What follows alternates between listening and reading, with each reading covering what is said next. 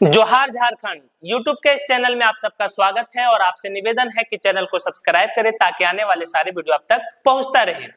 आज हम लोग बात कर रहे हैं झारखंड के 81 सीटों में से एक सामान्य सीट बरही विधानसभा क्षेत्र जो कि हजारीबाग जिले के अंतर्गत आता है और इसकी जो बनावट है वो 2 जिलों के ब्लॉकों को मिलाकर किया गया है। अब इसके अंतर्गत कुल 4 ब्लॉक है, चौपारण, पदमा और कोडरमा जिले का चंदवारा है।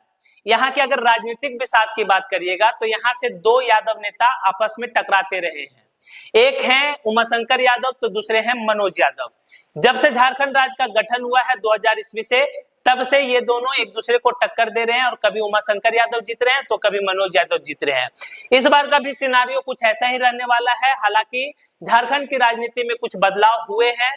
झामुमो एक पार्टी थी बाबूलाल मरांडी का, जिनका विलय भाजपा में हो चुका है और उसी के साथ साथ छात्र आंदोलन से उपजे एक नेता टाइगर जयराम महतो झारखंड की राजनीति में जोरदार दस्तक दी है, तो उनका भी प्रभाव इस बार राजनीति में देखने को मिलेगा।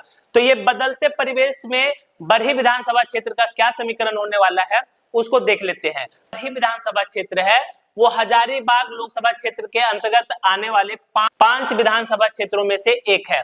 तो इसका संसदीय सीट है हजारीबाग। बरही विधानसभा क्षेत्र में अनुसूचित जाति के वोटर्स की बात करें तो लगभग अब 61,319 वोटर्स अनुसूचित जनजाति के हैं, जो लगभग 21% है।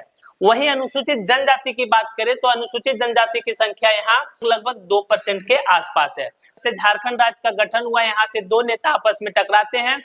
2000 ईस्वी में मनोज यादव और 2005 में मनोज यादव भारतीय राष्ट्रीय कांग्रेस के टिकट पर विधायक बने थे और उसी 2009 में उमाशंकर यादव यहां से विधायक बने भारतीय जनता पार्टी के टिकट पर।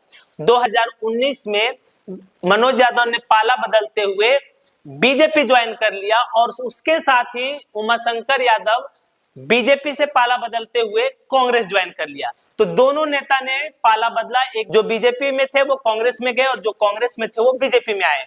लेकिन 2019 में उमाशंकर यादव यहां से जीत दर्ज की और हराया मनोज यादव को। उमाशंकर यादव को मिला था 84,358 वोट और मनोज यादव को मिला था 72,987 वोट। जेवीएम के थे अरविंद कुमार, उनको 4,000 वोट, निर्दलीय 3600 मोहम्मद सिराज लाए थे, विपिन कुमार सिन्हा 2400। तो अगर जीत और हार का अंतर देखिएगा तो यहाँ लगभग 11,000 कुछ वोटों से यहाँ उमाशंकर यादव ने मनोज यादव को हराया था। लेकिन उसके पीछे की बात करिएगा, जब 2014 की तो मनोज यादव को यहाँ वोट मिला था 57,818, बीजेपी के उमाशंकर यादव को मिला था 50,733 और झामुमो को सभी देवी को मिला था 39,255। हालांकि जीत और हार का अंतर मात्र 7,000 के वोटों से रहा। पिछले 2 चुनावों से जो राष्ट्रीय का गठबंधन बीजेपी के साथ नहीं था, वहीं महागठबंधन की पार्टियां भी अलग अलग लग रही थी। 2024 में जो विधानसभा चुनाव हो रहा है उसके क्या समीकरण बन रहे हैं, तो समीकरण साफ है। एक तरफ महागठबंधन एकजुट होगी इस बार, क्योंकि महागठबंधन में आरजेडी, कांग्रेस, झामुमो और लेफ्ट की पार्टियां इस बार एकजुट होकर चुनाव लड़ने वाली है। जहां तक मुझे मालूम है महागठबंधन इंटैक्ट है और यहां से फिर से उमाशंकर यादव ही प्रत्याशी होंगे कांग्रेस के टिकट पर। वहीं अगर एनडीए गठबंधन की बात करें तो एनडीए गठबंधन भी इस बार एकजुट रहेगा, जिसमें कि बीजेपी के साथ साथ आजसू और जदयू जनता दल यूनाइटेड एक साथ चुनाव लड़ेंगे और उधर से प्रत्याशी होंगे मनोज यादव।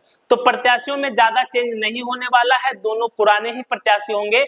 लेकिन इस बार जो झारखंड की राजनीति में दमदार उपस्थिति दर्ज करवाई है टाइगर जयराम महतो, उनकी पार्टी से भी यहाँ उम्मीदवार होने वाले हैं। और अगर उनकी पार्टी से भी यहाँ उम्मीदवार उतारे जाते हैं, क्योंकि उन्होंने लोकसभा चुनाव हजारीबाग से लड़ा था, तो हजारीबाग के विभिन्न विधानसभा क्षेत्रों से वो उम्मीदवार देने वाले हैं, ये तय माना जा रहा है। तो अगर जयराम महतो की पार्टी से भी अगर यहाँ पर कोई उम्मीदवार होता है तो मुकाबला त्रिकोणीय होगा। ऐसी स्थिति में समीकरण क्या बनता है, देखिए अगर यहाँ बरही विधानसभा क्षेत्र के जातीय समीकरण की बात करिएगा तो यहाँ सबसे बड़ी आबादी जो है वो यादव मतदाता की है और मुस्लिम मतदाता। यहाँ पे मुस्लिम मतदाता और यादव मतदाता निर्णायक भूमिका में होते हैं और जीत हार को तय करते हैं। यही हालांकि महतो वोटर्स की बात करें तो यहाँ पे महतो वोटर्स की भी संख्या अच्छी खासी है और अनुसूचित जाति में भूया जाति से आने वाले वोटर्स की संख्या सबसे ज्यादा है और उनका प्रभाव देखने को मिलता है, वो जीत और हार तय करते हैं। उसके साथ ही साथ सवर्ण वोटर्स भी यहाँ अच्छी खासी आबादी में है। उसके साथ साथ पिछड़ी जातियों में अनेक उपजातियां हैं जिनकी आबादी अच्छी खासी मानी जाती है, जो कि जीत और हार में एक महत्वपूर्ण भूमिका निभाते हैं। तो 2024 के सिनारियो में ये बनता है, अगर 3 प्रत्याशी मैदान में होंगे तो किसका पलड़ा भारी होगा। अगर आजसू और बीजेपी एक साथ चुनाव लड़ती है तो यहाँ पर उनका पलड़ा भारी हो सकता है, लेकिन महागठबंधन की अगर चारों पार्टियां एक साथ होती है तो फिर इस बार यहाँ पे पलड़ा महागठबंधन का भारी रहने वाला है और इस बार भी जीत महागठबंधन की हो सकती है। शहरी मतदाताओं में बीजेपी का अच्छा पकड़ है।